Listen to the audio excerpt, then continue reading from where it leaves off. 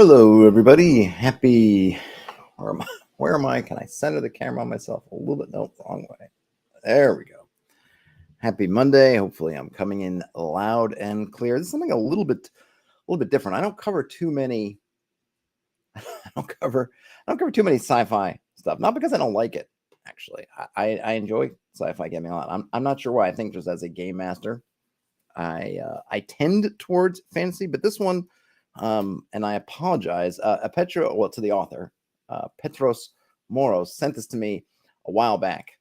Reached out to me and just wanted to send me a copy. Didn't ask me to review it. Didn't ask me to do anything. He was like, "Hey, I just want to send you a copy of this thing." And I said, "Wow, great, thanks." And then I asked them, "Well, hey, do you mind if I do something on the channel?" And they said, "No, of course, do what you like." It took me a while to get around to it, and that's one of the other things. When you're I feel like I get scattered in social media where I can't remember where. I don't take very good notes on this stuff myself, and so that people reach out to me in different social medias, and sometimes I'll lose track of where I connected with that person. And so sometimes when I'm looking around, I have to remember, like, what was it here? Was it there? I'm trying to check around and see where did I meet this person so I can see what was going on. Where did I make this connection? In any case, and something also.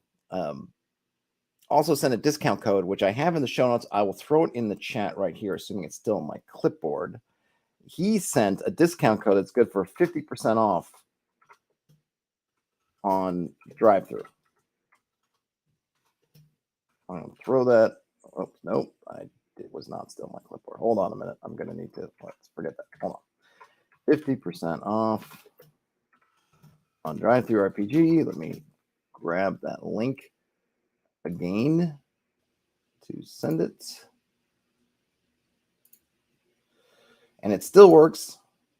I checked it because it's been a while since he sent it. And I don't know how that stuff works, if it's just permanently on or it's on for some amount of time and then it will not be on. So if we read through this and you dig it, get it sooner, grab it sooner rather than later. So make sure you can, and there I'll put the code on screen. Now just keep in mind, he sent me all the stuff. He didn't ask me to review it. I'm reviewing it or reading it of my own accord. Of course, he has the author has no oversight into this. I mean, I'm doing it live. I haven't looked at it before. All the normal jazz. They were just kind enough to send it, kind enough to give me, kind enough to send to me, then kind enough to grant me permission to go through it. And then was also kind enough to send the code. So this is called Troopers Red Hack, as Ian said. Too many hacks on the dance floor. A lot of different hacks. I'm not sure what, in this case, what Red Hack is referring to, but I presume that we will get into it. This is the author is Petros Moros, and art is by Aprotis. Is that correct? Yes. Haven't heard of Aprotis, but I like the style. And I guess the publishing name is Nat1. Let's see what we have here. Okay, so it's looks like, see, actual content. So we have a character sheet, we have a sample operation, I guess would be like an intro kind of adventure, and then, but we're looking at least 78 pages of game information before we get into, character sheet and sample stuff. So this is a nice sized book. Foundation. What is Troopers? This is what I want to know. Troopers is a tabletop role-playing game that follows these design choices. It's classless. As your characters gains experience through their missions, they will become more skilled in the areas they choose to focus. Rulings, not rules. While Troopers provides a not too light rule set, it doesn't attempt to address every edge case. I'm not trying to sell you as large of a book as possible. The GM, in cooperation with the players, can fill the gaps. RPG, game, in role-playing game, firmly stands its ground. May the dice gods smile on you when bad decisions have been made. Managing your character's resources well will give you the edge you need. Dangerous combat. Health pools remain small. Approach combat carefully. Characters will die, but that's part of the fun. Having a character survive to high levels is an achievement. A living system. This is just a starting point. The players and GM are encouraged to work together to create new skills, training, psionic abilities, and gear options. Some experience recommended. Troopers isn't great for a group of players all new to RPGs. There is an assumption that at least one participant preferably the GM, has experience with tabletop role-playing games. And then finally, a hack of some hacks. Trooper was inspired by Five Torches Deep, Dungeon Crawl Classics, Savage Worlds, and the Black Hack. They're all excellent and deserve a space on your shelf. All right, so as usual, I always like these, where you can get a sense of where the author is coming from. I almost feel like these things would, I mean, this is a digital copy. I only have a digital copy. Brian Smith just entered the chat and said, of course, they've got a one-on-one meeting with their boss in 45 minutes. Well, hey, Brian Smith, welcome anyway for the short time that you can spend. I'm not going to be able to run over too much in this time, so this might end up being a two-parter simply because I have to pick up my daughter after school today. So I'm on a clock as well, just not quite as tight a clock as yours. So I was going to say that this is a digital copy, but I almost wish that they would put these sorts of things on the back. I know on the back cover you want to have that kind of cool grab you text, but I feel like some of this would be just so great, especially if it's one of those books that's shrink wrapped where you can't actually look on the inside, so that you can really just look at it and say, okay, this is what I like, right? This is very kind of OSR-ish. In fact, I started a new series of videos over the weekend. You can check it out. The first one was on the series is on demystifying the OSR, and the first one was on combat as a fail state, and literally the second one on my list to do is rulings, not rules. But here they give a little bit of explanation of what they mean, which is good. I think this fits in very well with the kind of games we tend to like. Hey, Gashrin, I think it's been a while since you've been here, so welcome back. We have some terminology, which also I like. So they're not going to talk about party. They're going to talk about squad. Adventure is now a trooper. Feats are training. Adventures are missions. Hirelings are mercs. Psionics is replacing magic. A scion is a magic user. Spells are now techniques. And level 0 PCs are called rookies. And followers are called squaddies. So that's cool. So we get some different terminology. And this lets us know immediately, okay, it's not psionics kind of on top of magic. It's psionics instead of magic, which I think is probably good. I think I've asked somebody before. I remember somebody actually told me, I think, some things, but I need to read more about where psionics came from. I feel like somebody gave me something, and I might have written it down somewhere, but I can't find it. But that's for another day. All right, the situation. Besieged on all sides, humanity's interstellar empire is crumbling. Stretched too thin, the imperial military has abandoned your solar system. Oppressively dense fortress city-states are the last bastions of safety. Rebel human factions threaten to topple the fragile regimes. Ooh, so I like that. So we're getting kind of the scene. The scene is set, right? We are in, so this is kind of fall of the Roman Empire, but on a galactic, or galactic, I guess, scale. Disparate alien invaders have beachheads across the system. Some see humanity as a blight that must not be allowed to fester. Most are resource vultures circling a dying colony. Very few are friendly. Relics of an alien race that predates all others litter the system. It is unknown if the precursors were benevolent, malevolent, or apathetic. Both humans and aliens greedily search for their advanced technology. Some believe the precursors are still out there. I almost feel like there should be an ellipsis there. ... It's I think they're called precursors a lot, right? Am I thinking what were they called in Halo? Were they also called precursors? It's a cool word, and it almost makes more sense in a sci-fi setting when you have the universe is however old.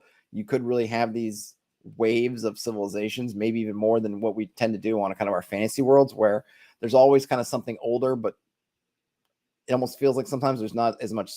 We don't create as much space for them, in a sense, that then you kind of can in a sci-fi game, when you can literally posit that sure, these guys were thriving when you were tadpoles in some kind of soupy primordial ooze.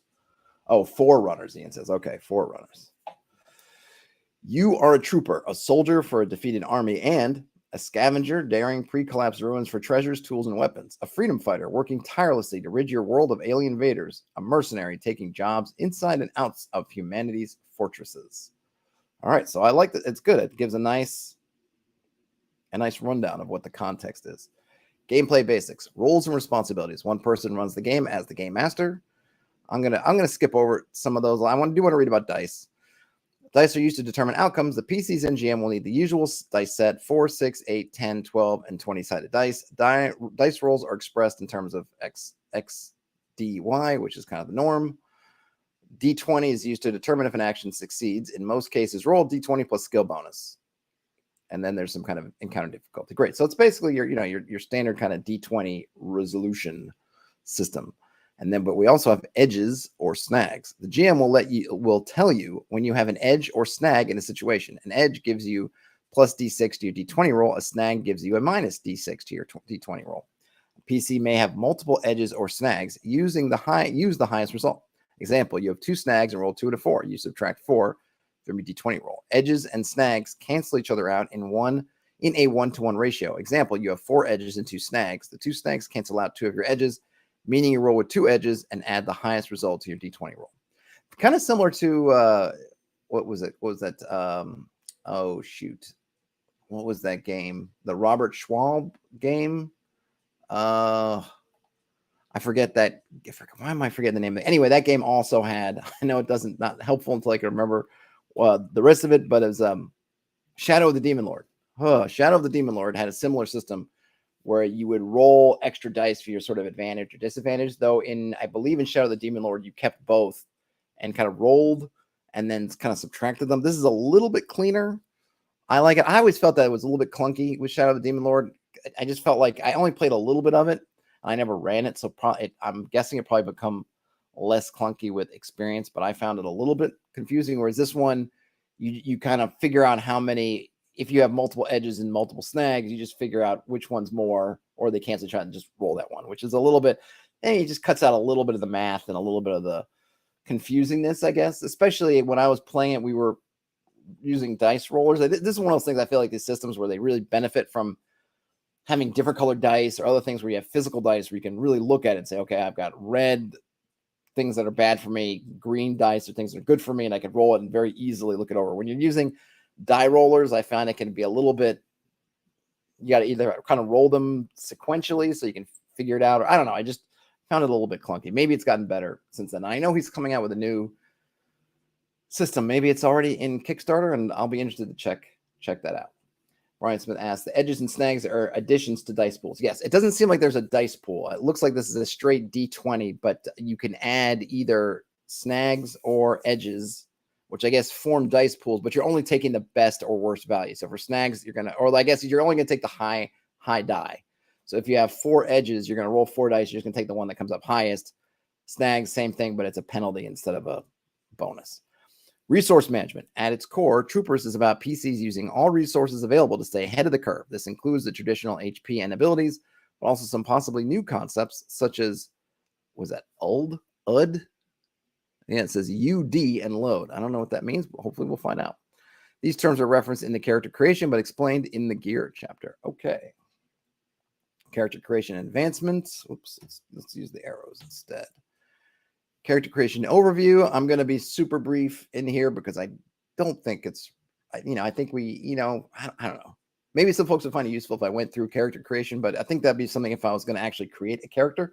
In this case, I'm gonna just slide through. I really just want to get to the meat of things.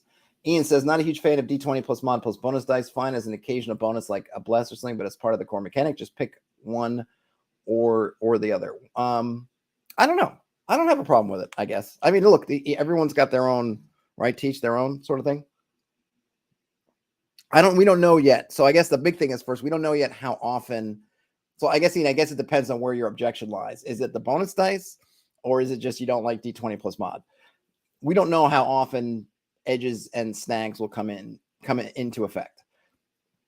So you just have to see. But I think you're only going to be rolling one or the other, because remember, you're going to snags and edges cancel out, so you'd only be rolling one bonus die or the other. I mean, flat bonuses are fine too. You get a little bit more swinginess, I guess, with having to roll the die as opposed to just having like +2, +4, +6. But we don't know. I mean, I don't anticipate that every time you're going to be rolling dice, you're going to have an edge. But we'll probably have to get, it might be in the back. We'll have to get we'll see when we get to DM advice, or if there's some more clarification in terms of, well, how often do these things show up? So we do have I'm just going to go through in the most broadest sense, the ability scores: body, agility, mind, presence, and luck. And then we have the mod table, which I'm not, your score and what modifier you get just goes from -4 to +4. You select a hit die and initiative die. So here's something interesting. So you're going to pick your die. That die is used for both your hit die and initiative die in a sliding scale. So higher HD is better. It means the PC will have more health and heal more quickly during rest. A full hit die is added to a PC's body score to determine hit points, but lower initiative die is better. Determines the order in combat. So here's kind of interesting. So you're going to get to pick. So if you want to be the hardiest you can be, you want that D12, but that's going to mean that you tend to go later on in combat. Whereas if you pick the D4, not going to have a lot of hit points, or at least you'll have comparatively less hit points than someone else, but you're going to be fast. So that's kind of a neat system. So you can choose to be beefy or you can choose to be quick, but you can't be both. I think that's kind of cool. Brian Smith says they like that the option to select your die size determines your ability. Yeah, it's kind of a neat, it's a neat system. I mean, I know sometimes some folks might balk at it because, well, why can't I be beefy and fast? Or, why do I have to be weak? Whatever. But it's kind of a cool balancing factor. Select saves. You choose 2 ability scores to receive an edge on when rolling saving throws. Saves are detailed in the gameplay section. Okay, so there's someplace where edges are going to come in, which is saving throws. And this is just a way of basically specializing in your saves. Whereas in something like D&D, or at least old school D&D, right? It's pretty much class-based, will determine your progression through saves. In this case, you're going to get an edge, but you're going to pick if you want to, which is kind of nice. Again, it's an interesting way of having some customization. You want to be better at saves versus psionics, you can, but then you could pick one other thing, but then maybe you won't be good at say, the kind of dragon's breath sort of dive out of the way kind of save. And then you select your training. Training in troopers is used to build or replace traditional classes. They are categorized by school, psionic, officer, warfare, and wastelander for organization, but there is no benefit to sticking to a single group. Some training have prerequisites, requirements prior to selection. And then all PCs select 3 training options at level 1. Okay. And so we have a bunch of these schools, and I'm just going to go over we have psionics, which is like your magic. We have your officer school. Looks like this is kind of leadership stuff, but also it seems your kind of leadership and then utility. Wastelander, these are survival. And then warfare, this is your actual kind of combat stuff. Brian says, at the end of the day, you're almost always deciding which things your character will be good at and which they won't be good at, no matter the system. This is true. It's kind of, what changes, Brian, I guess, depending on the system, right? It's how much granularity you have and how much is packaged together. In your sort of class system, you have to take a whole package. You pick a fighter, and the fighter is good at those saves, and you don't get to really customize that. This is giving you an interesting option. It'll be interesting to take this and then backfill it, in a sense, to other kinds of things. Like, why can't you have more customization over your saving throw preferences? I mean, part of it is kind of that balancing thing, and like part of it is also just these fictional tropes we have in our head. But it would be interesting to take some of these things and say, hey, let's give some people some choices, and not just have one saving throw table per class, but let you pick something. And maybe there's different costs associated with it, but you could have some more customization in a way. It's kind of a different way of customizing things than maybe in sort of a 5e sense with sort of the multi-classing kind of thing. But of course, this is classless, so you're going to get to customize all kinds of stuff. So then we get to select some skills. We get some contacts, and we get to select some gear. And then finally, some details. We figure out our hit points, our armor class, our max load, our movement speed. And then you can pick a name. And there's also a questionnaire you can pick out to kind of help flesh out your character. I presume get some kind of backstory. I'm just going to read kind of generally the questionnaire. How did you become a trooper? Perhaps you were a member of the original trooper group, a child of a trooper, a friend of a trooper. What type of trooper are you? Perhaps you're duty-bound, aka you're lawful, you're objective-based, aka you're neutral, or you're borderline insubordinate, aka chaotic. What does the future of Sparga look like? Perhaps you believe the Empire is regrouping, and I think Sparga must be the planet you're on, and Sparga will eventually be liberated. Or maybe you believe that Sparga is as good as lost, but you need to find a way off planet, or finally, this is the new normal. Sparga is home. Let's make the most of it. Here's some good ones for kind of your team building. How do you know your squad mates? How do you know your contacts? What do you look like and how old are you? What is one long-term goal what family do you, I guess like what family do you have, or who do you consider family? Who do you look up to, and what word would you use to describe yourself? Brian Smith says it kind of feels like a Warhammer with the serial numbers filed off. I guess we'll see. I mean, they're not getting as super deep. Well, they have the school, so it seems like they're, because like Warhammer, right? At least my recollections of Warhammer, having only looked at it briefly and unfortunately having not yet played it, they have that D100 sort of granular skills. I guess this has some of that, but obviously it's D20. I don't know if they're getting so much into the political. I feel like Warhammer, and please someone correct me, because again, my understanding is super light, super not in depth, shallow. Isn't there a lot more sort of political maneuvering with all those different factions and all this and that? I think this is a bit more straightforward in that there's kind of a singular society and things are falling apart and aliens are closing in, as opposed to the different factions. And I mean, maybe obviously you could add that stuff in, right? Maybe, but it seems like there's a little bit different there. But I mean, I feel like it's just in the way that D&D is very foundational to fantasy role-playing games. I think Warhammer, or at least Warhammer 40K, whatever it is, and Traveller are very foundational to sci-fi games. So it's you're kind of bound to find things, I think, that will line up with something in those. Okay, so we have some advancements. We are using XP here, but the numbers are very small. We're going from 0 to 10, and the XP at level 10 is only 27. So we're not dealing with thousands and thousands of XP. And then you get some improvements, and basically at 10, you're retired.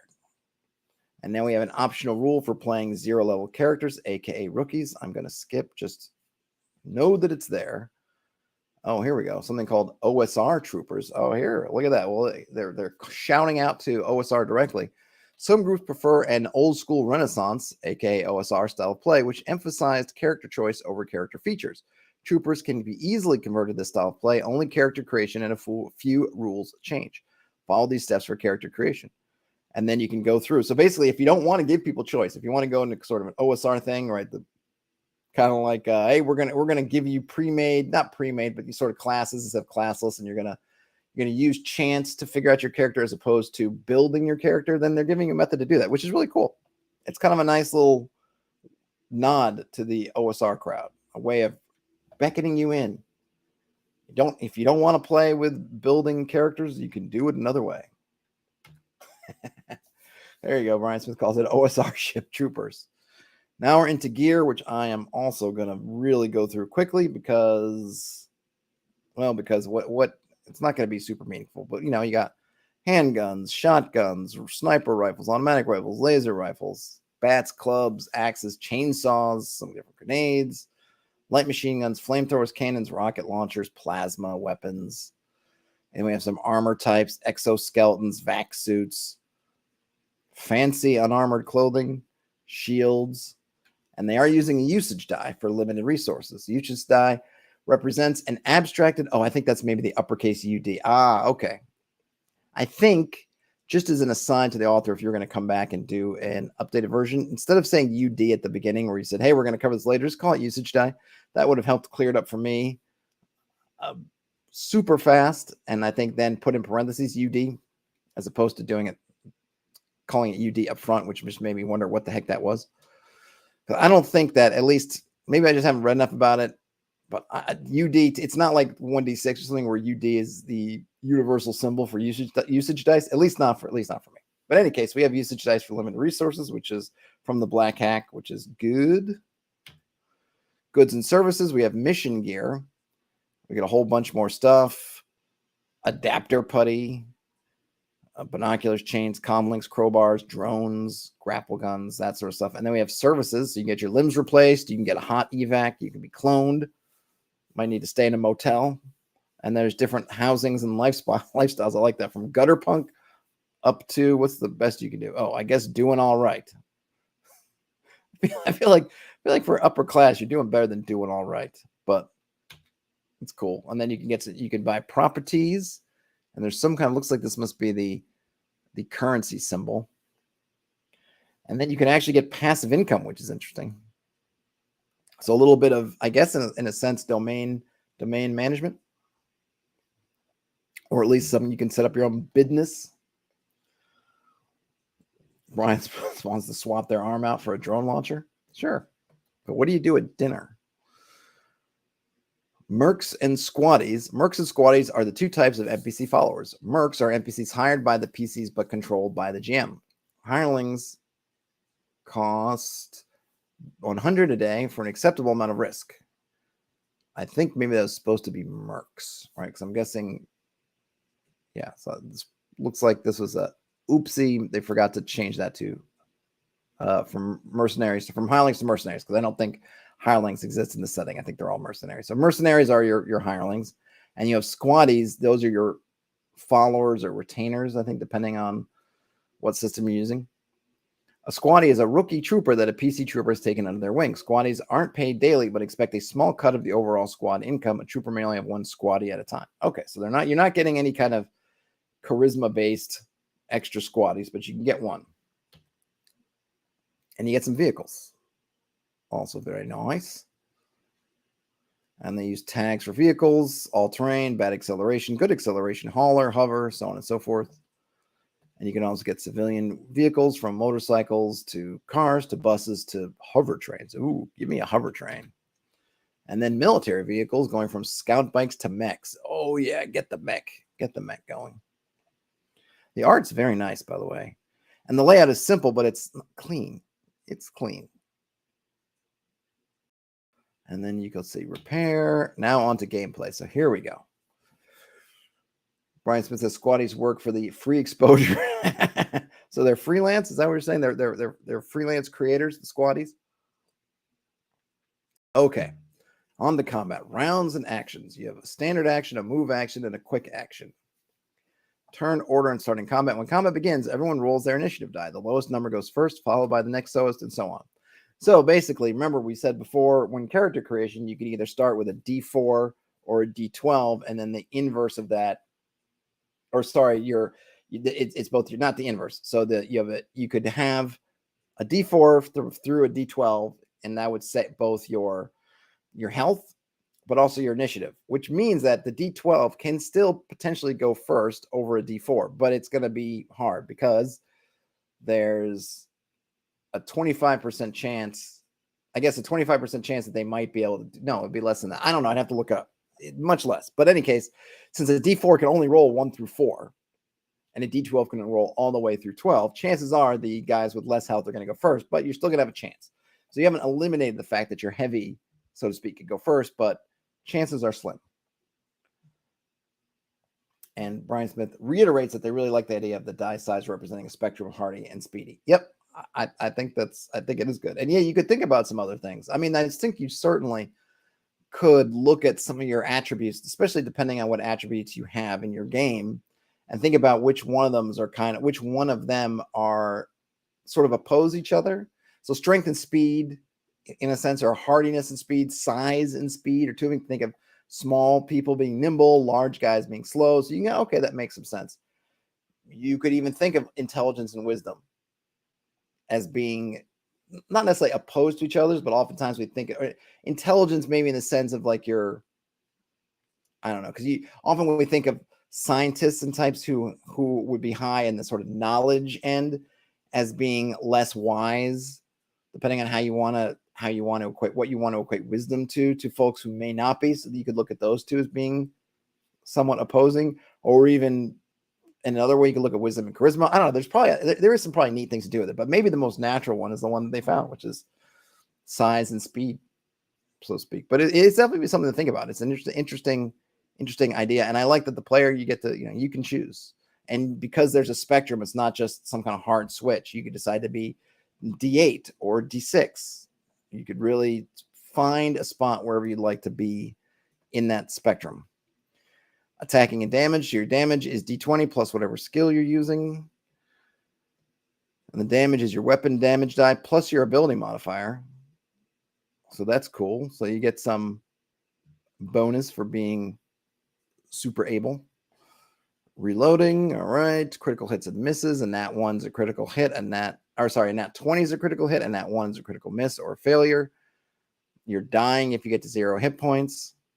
And then you get to make a luck saving throw. Depending on where you get in the luck, you're either dead, you're either somehow super lucky, or somewhere in between. And then healing, you can so you can get your hit points healed, and then your abilities also healed. And then you also have your saving throws. And then they're basically tied to your attributes. So you can save with your body, which is physical, kind of physical resistance. Saving your agility is that sort of reaction, jumping out of the way. Your mind is for your willpower. Your presence is keeping your cool. And luck is just being lucky or unlucky. Brian says, agreed. The size, speed aspect also directly ties to the meta actions the players are taking. Like you're choosing if you want to go first in combat or last longer in combat. Yep. Agreed. Morale. In fact, something that kind of die would be interesting with is using it in kind of a magic type system that you could either. So the interesting thing with that is you have to pick something where you want low on the one hand, but high on the other hand. Magic is an interesting one because maybe you want something really strong, but that means it's less reliable. So you can say, I'm going to use D12. And I'm going to take a chance that it's gonna be overpowered, but a chance to go, to use some kind of DCC term, it's gonna penalize you on that, whatever your spell burn or whatever that table is. It's a chance that the spell's gonna go horribly wrong. There's some, I think I'd have to think about it. And I don't want to get sidetracked, but I could see some really neat applications for having a single die, and you pick kind of two ends of it to do different things, or you want, you're picking sort of, okay, well, actually, I guess it works to say, right. I'm confusing myself. The D12 actually for spells work great. Like the spells for power, D12 power, but then you'd add that same roll D12 to whatever your burn table is so that your table will be pushed. I'm confusing myself in what I want. But yeah, I mean, I think there are some neat applications, kind of like usage dice. You could kind of come up with different applications. I could see a die where high for one thing is good, but then low for the other thing is good, but you only pick one. So either saving throws, we have a morale. Great. Okay, but PCs do get a morale check, which is interesting. What happens if you fail your morale check? Oops. Oh, they don't say. Hold on. Morale. The GM can call for a morale check. Morale checks usually only affect NPCs. Oh, I see. Okay. PC should only check morale against truly horrifying aliens with special abilities. Most of the time, it's up to the PCs to decide, nah, and run away. I see. And then if on the chance that you do have the PCs roll an attempt, they'll flee if they fail. But that should be in other kind of special circumstances, which is good. I don't tend to love having PCs roll for that stuff. As a player, that's kind of part of your player thing, is you decide when your person runs away. I don't do that for you. And we have some additional combat rules, basically covering different conditions. We have an attack of opportunity rule. We got cover, darkness, being on fire, falling damage, so on and so forth. All right, psionics. Let's see what they got for psionics here. Using psionics. Using psionic powers takes an action and requires a roll of your psionics. Oh yeah, usage die. That UD. I'm gonna have to try to remember that. Okay. Safer, repeatable, and standardized techniques, tricky, dangerous, and freeform alter reality. Oh, so you have techniques and you have alter reality. So let's see. Psionic techniques. All trooper scions know all techniques. Select one and roll your psionics. And then depending on how you roll, either you fail or it's a success. Let's see. What's PPG again? I don't know what the PPG is used in psionic techniques. Barrier. Oh, your PPG is equal to your usage die plus your psionic skill. I see. What does PPG stand for? Psionics, psionic power. I don't know. Okay. So you can build a barrier, you can channel destruction, you can precog, you can duel somebody psionically, or you can use telekinesis. Then alter reality. Scions may also use the less restrictive, more dangerous alter reality power. The PC tells the GM what they wish to accomplish, and the GM announces the level of alter reality is needed, or what level that is needed. If the PC decides to attempt it, they roll an unmodified psionics and must meet or exceed the alter reality level. Nudge reality succeeds on 4 or more, bend succeeds on an 8 or more, and break on a 12. Ryan Smith says, nice, they built in a scanner's move. Pretty much.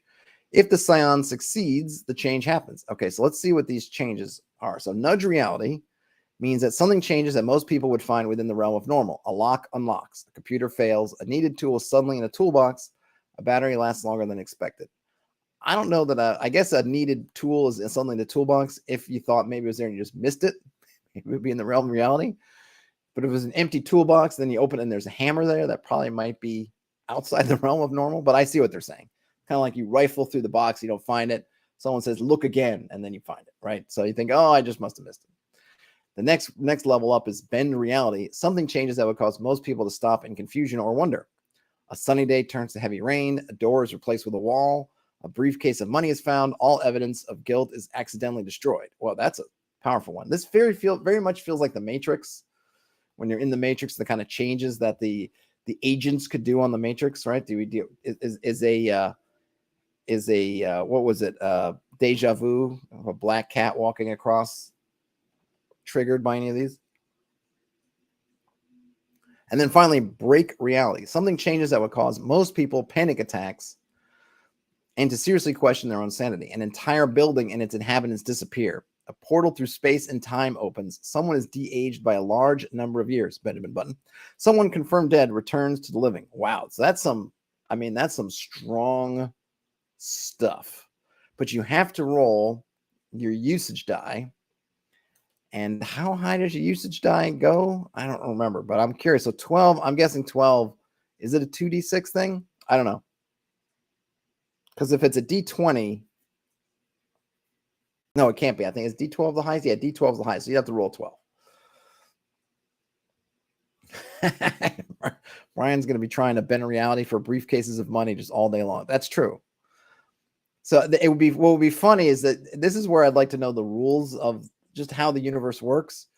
Is this one of those things like a genie's wish? You know, I wish for a briefcase full of money and it gives you one, but also that briefcase belonged to some drug dealer and there was a tracker in the briefcase and now it disappeared from them. So now they're after you, the kind of thing. Or is it literally just creating money out of nothing? You know, is it just moving stuff around in the reality, or is it, because it says bend reality, right? So bending might mean that, well, I can't create new matter, but I could take this matter from over here and give it to you. But there might be a little bit of consequence to go along with it.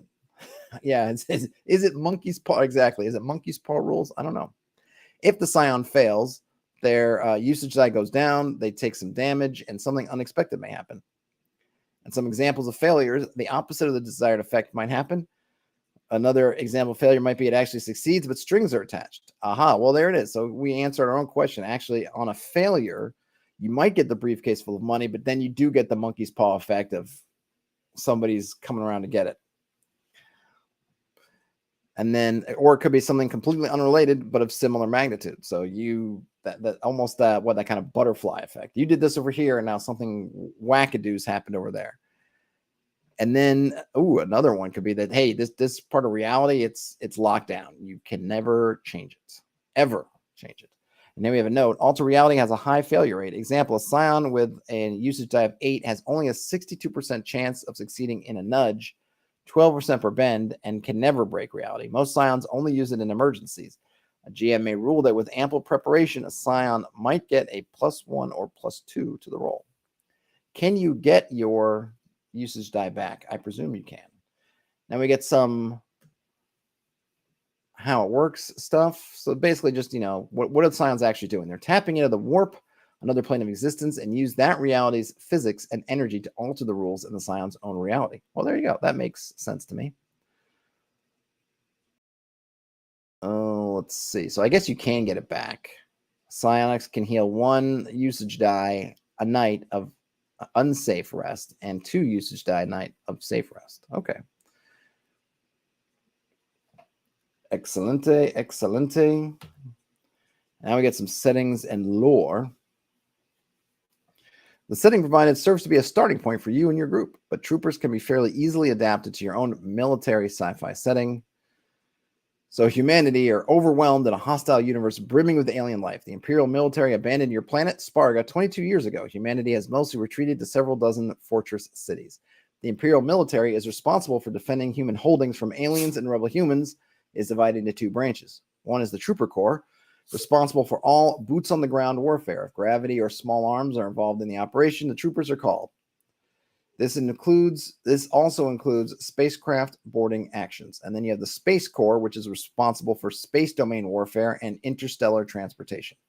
Members of the Space Corps call themselves aces.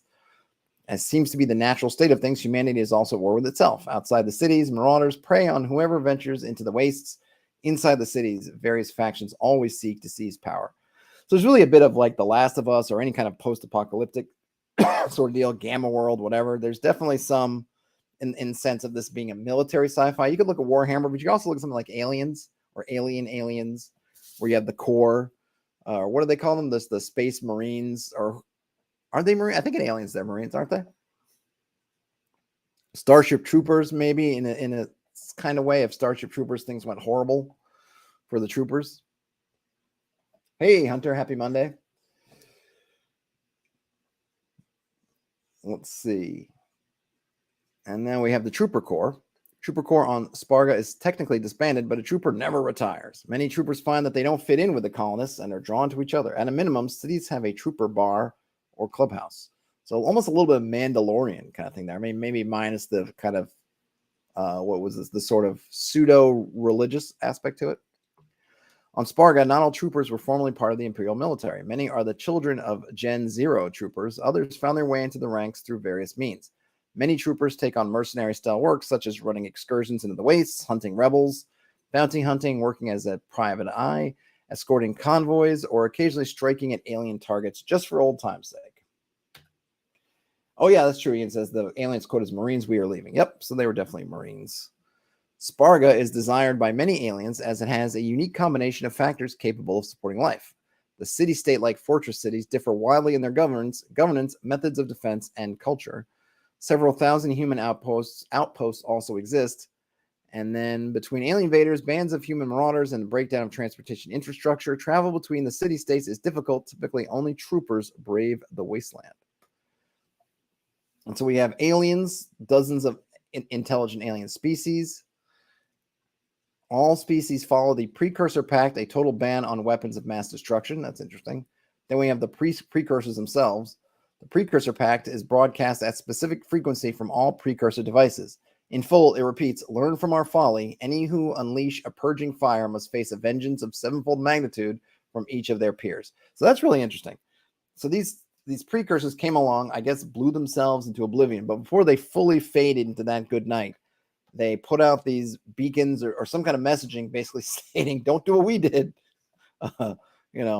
Don't follow us down this road, which is kind of cool. In a way, it's definitely a different vibe, I think, from a lot of the precursor kind of fiction, which tends to be around they vanish mysteriously and are usually aching to come back and take over the universe again kind of thing. It is unknown what happened to the precursors, and precursor technology seems like magic to humanity. And then off-planet, Sparga being ravaged by war is not the outlier. Troopers and aces who managed to make it off-world report that the whole solar system is congested and contested. Evidence points to the whole galaxy being ablaze with combat.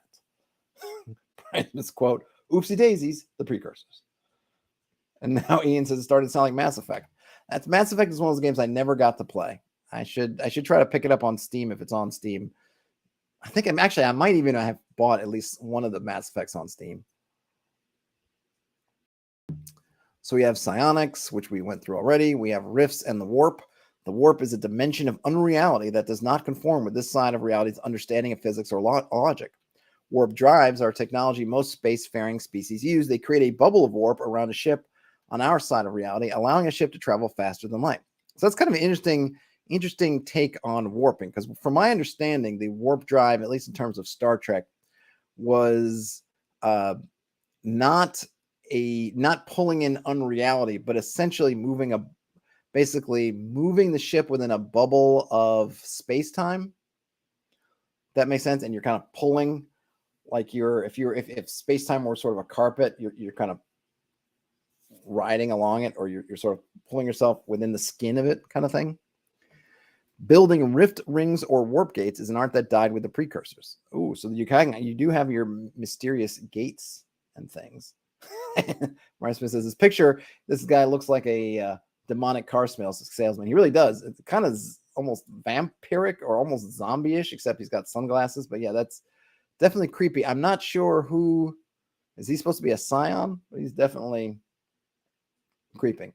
Oh, it's been a long time since I've watched Event Horizon, Brian, so I don't remember how they did warping, but I just remember reading those those sort of science according to Star Trek kind of things, and I always thought the warp thing was pretty neat, because I believe the excuse for them being able to have one time, like basically have like a universal time, or that everybody would be on the same time, is that because they were moving basically a segment of space fabric, that they didn't undergo those kind of Einstein laws of time slowing down as you're speeding up, because technically you're not speeding up the space, your bubble of space is moving, but you're not, kind of thing. I'm probably not explaining it very well, and I'm probably getting it wrong because it's been forever, but that was kind of one of the things that folks pointed to, though I don't know if that actually was intentional or just a happy side effect of what the Star Trek folks were thinking. Probably was intentional. They seem to be fairly thoughtful about that stuff, at least early on. Right. Okay. So in warp there, it's more like, so that seems more like the wormhole, I think, for instance, where you're poking a hole through two sides and moving through it. Whereas like the warp drive is more like, maybe it's more like you're riding on a wave of space time.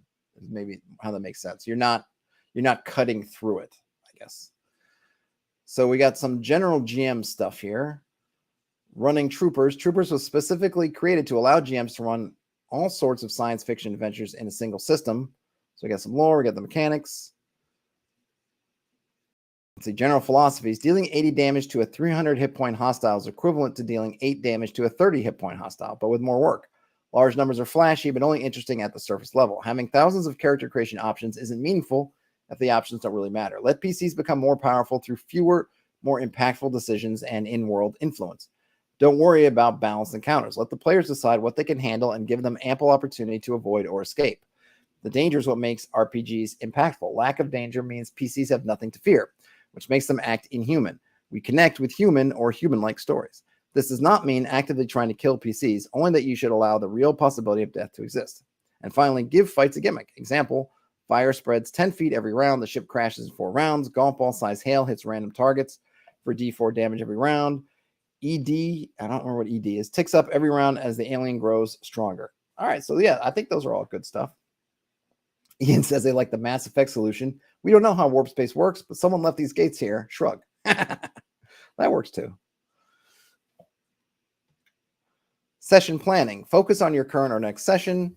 All right, I'm going to skip these, but I think these are really good. I'm skipping them just because I think they're really good, but everyone's got their own pithy advice. But that first few, if I can just go back here, I thought these first philosophical generalisms are really good. And then I'm going to just go ahead and say that, hey, I'm glad that they give us some bullet points, at least ideas for how we might want to plan our sessions, though, keeping in mind, they said up front, this is not necessarily made for new GMs. So I haven't seen anything that would make me think this is really hard for new GMs, but I get it. They're not trying to waste a lot of, I don't say waste, but they're not trying to handhold new game masters too much. And then we have some other bullet points for running a session, which I'm also going to skip. Ryan Smith, thanks for joining. Good luck with your meeting. Campaign architecture. Point March. A Point March combines Point Crawl and West March's style games. Oh, look at that. Point March. Point crawls are essentially a way of displaying a map. This map highlights points of interest and are connected by lines which display travel times using the most appropriate method of transportation. Point crawl works at all scales, from neighborhoods to continents or even solar systems. Okay, so we're doing a point crawl, and they're merging it with West Marches. This is an open table style game. Players and PCs can drastically change between sessions depending on player availability and the PCs they choose to play. This works as each session is episodic and chronological. So there you go. So a point march combines the two. Paired with the Trooper's default method of XP session, Allows for a flexible play when you can style game. Let the players pick and follow threads they choose for an increase of interest and involvement. Don't punish them too much for abandoning some story threads. I would say don't punish them at all. Have those story threads work themselves out, but you don't need to punish anybody. And then we have some space for downtime, which I'm just going to skip over, but notice there we have a section on NPCs, factions, and fronts. And then, so NPCs, not player characters, factions, groups of NPCs, and fronts are most similar to forces of nature. And then you can have relations with NPCs. They give you a few different categories: allies, being friendly, being neutral, being unfriendly, or being hostile. Track your jobs and missions, and then you can share information. And then we have hacking. What is hacking? While it's a popular approach in RPGs, I find a whole separate system for hacking to significantly slow most games, i.e. don't do what Shadowrun early editions did with hacking. I think that's what they mean. If they mean computer hacking, like in Shadowrun, if you play like Shadowrun, you could have basically you have someone who's decking in the decker, and it was really neat. But when the decker hacked into a computer, it was basically someone's playing a whole other game, and they didn't really. I heard that they've corrected it, but at the beginning, at least in the early days, there was not much of a concept of advice to how to GM this. If you have 4 guys who are working this heist angle, now they're all sitting down waiting for the decker to do his thing. And the decker, even their time scale thing is different because the deckers, it's like being in a combat round. Like everyone else is taking a minute to rest and you're doing 10 combat rounds, right? So your time, you can't even hard to intersperse it because literally the stuff you're doing is actually really quickly. It's just the mechanics of doing it as a game slows it down, even though in the fiction it's a blink of an eye and you've hacked the system, when in reality you've done 800 different little things. You fought some ice and you've done all this stuff. Well, no one can really do anything because it's just a blink of an eye. And I think that I've heard, because I haven't read it, that they sort of figure out at least some ways to ameliorate the situation, but I think that's where they're coming from here. But if you they have some kind of hacking stuff, if you want to add hacking or run hacking kind of like magic to your system, I'm going to kind of just roll through it. If you want some critical hit and miss tables, you've got it. Let's see. Anything, it doesn't seem like anything horrible happens to you. Basically, you might gain some exhaustion. You might hurt yourself. Ooh, you might destroy some armor or gear, but you're not blowing limbs off yourself, at least. However, on the critical hit table, I think you might shoot them in the knees or in the bowels, oosh, or a headshot. Wow. But you can hit him in the butt. All right. Now we have some notes on award experience, which I'm not going to read, but it's good that it's there. And then we have some generators, so you can generate some rewards. You can basically generate a whole mission, starting with the reward, where the info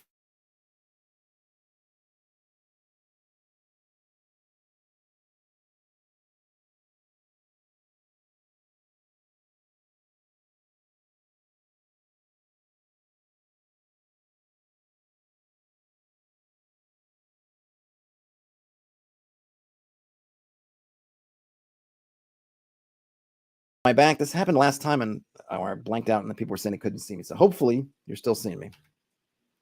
We get an NPC generator, and then we get some precursor tech.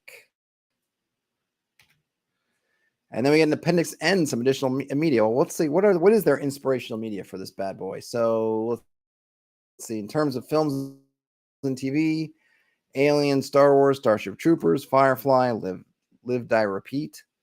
Isn't that is that what the movie's called, or isn't it called Emily Blunt movie?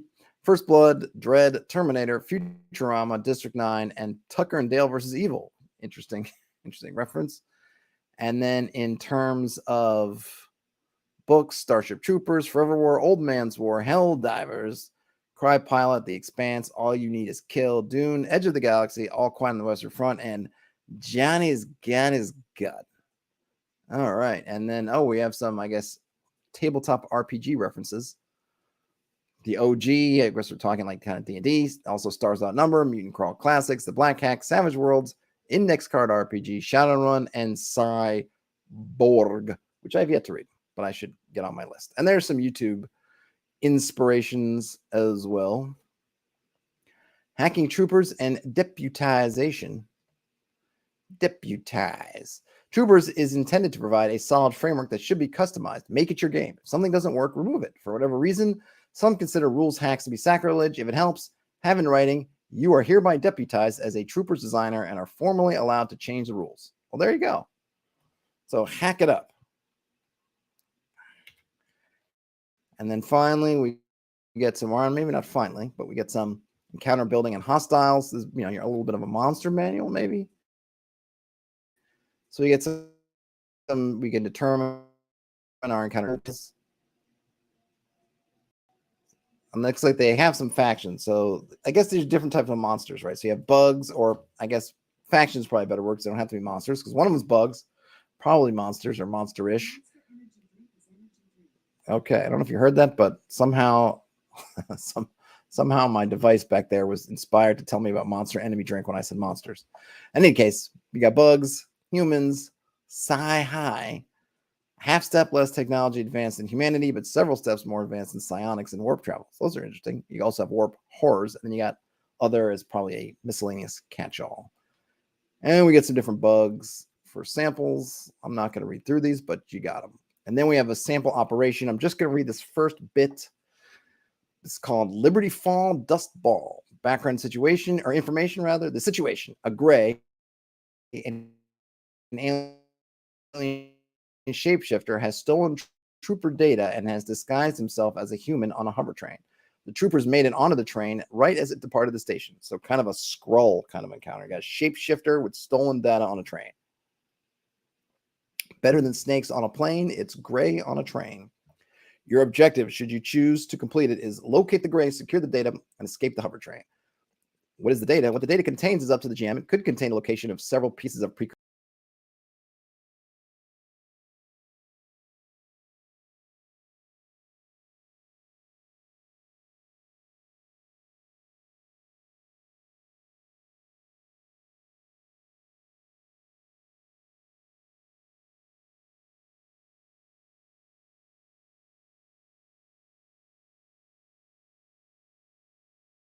my interface is being tricky. In any case, Steven Seagal, aka the Gray, is the cook, and there's some clues here, cues you might be able to help the PCs figure it out.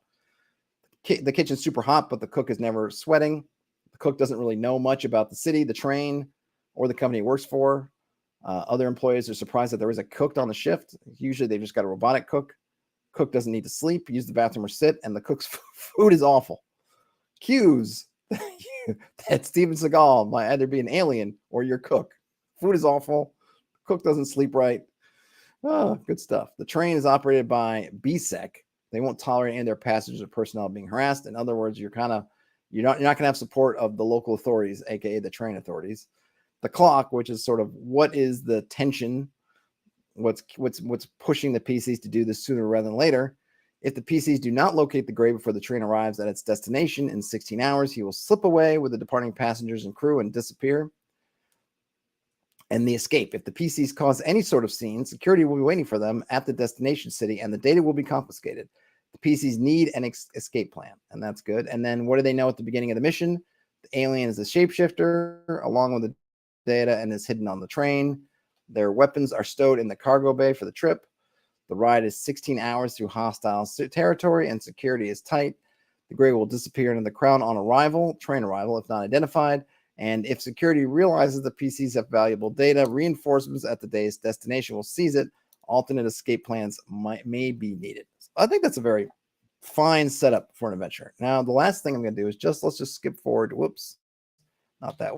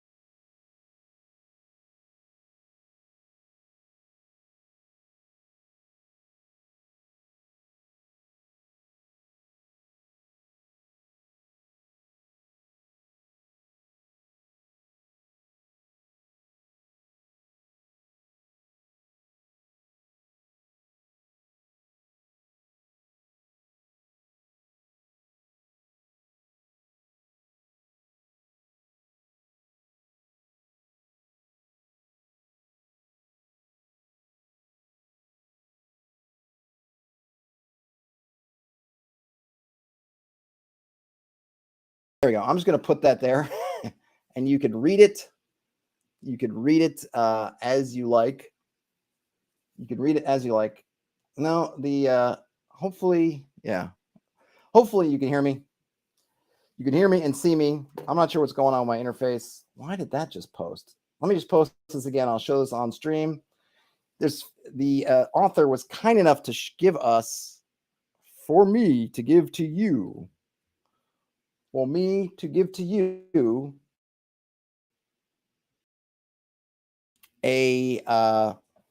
coupon, if you will, 50% off on drive-through. I did check it. It is still on. I don't know how much longer it will be on.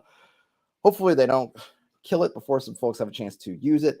I think that means it's $2.50, something like that. So, you know, a good deal. I now keep in mind, haven't played it, only read it. I think it reads really well. I think it does.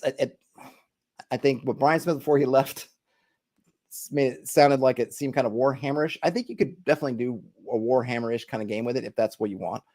But I think you can do a lot of different kind of game with it, because I see kind of Gamma World sorts of elements there.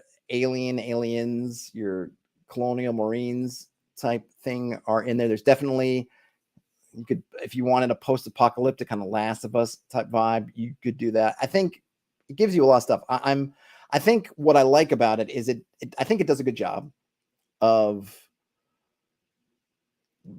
a different take of sci-fi than, say, Stars Without Number.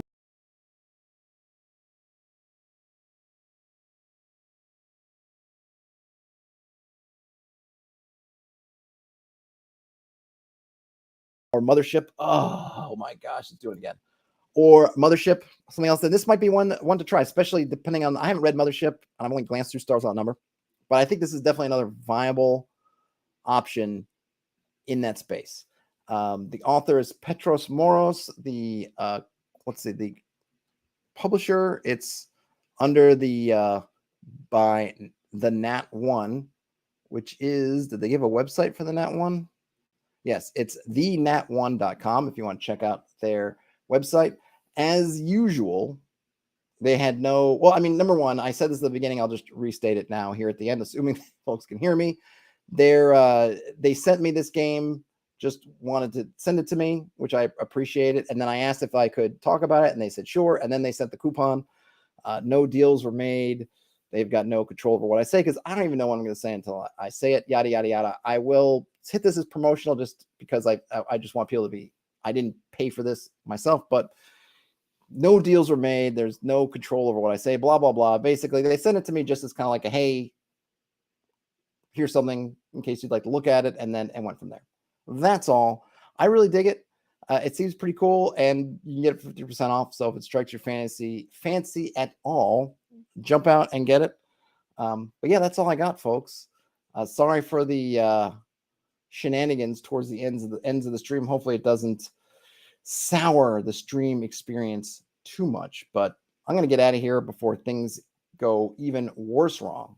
So enjoy the rest of your day, night, whenever you end up watching or listening to this. Game on, everybody, and I will talk to you later. Bye now.